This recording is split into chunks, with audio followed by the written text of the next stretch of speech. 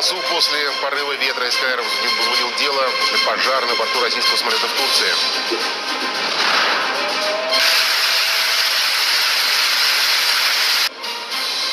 Мощное продвижение вперед. Наши бойцы пробивают оборону противника на южно-донецком направлении.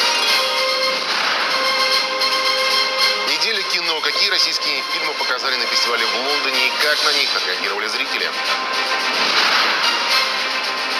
Десятки тысяч человек без света. На Смоленскую область обрушился мощный снегопад. О главном к этой минуте в студии Илья Федоровцев. Здравствуйте.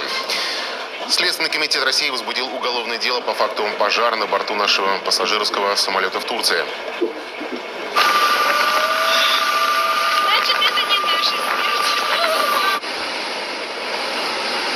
Огонь на лайнере «Сухой Суперджет-100», выполнявшем рейс Сочи-Анталия, вспыхнул сразу после приземления.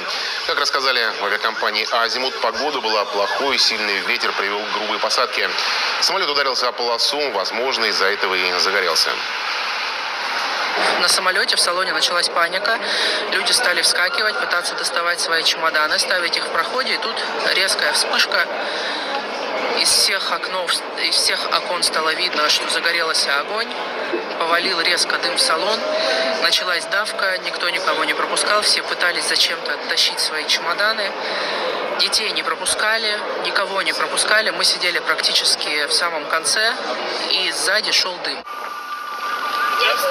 На борту в этот момент находились десятки пассажиров, в том числе дети и 6 членов экипажа. Все неблагополучно эвакуировались по надувным трапам.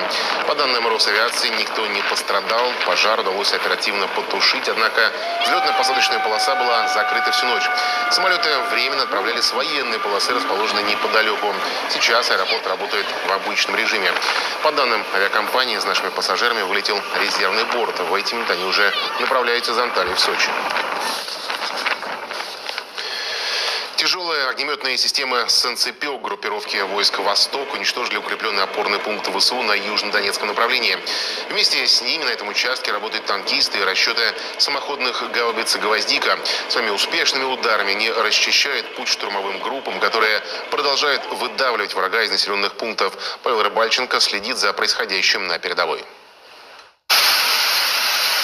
Южно-донецкое направление. Глубокой ночью в небе над вражескими позициями «Санцепёк» в исполнении бойцов из Забайкалья. Радиус поражения термобарическими снарядами сотни метров. Температура в эпицентре взрыва 4000 градусов. По словам российских военных, из перехваченных переговоров противника известно, когда начинает работать ТОС, в стане врага случается паника. Тяжелую огнеметную систему первого поколения боевики ВСУ боятся сильнее всего.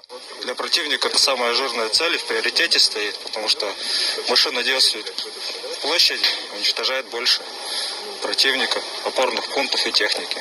Приходится с осторожностью работать, своевременно уходить, не выявлять свою машину и все. Перед началом боевой работы «Санцепёка» дорогу огнеметной системе прокладывают разведчики и саперы. Мины могут быть как зарыты в земле, так и сброшены с воздуха. Проводится инженерная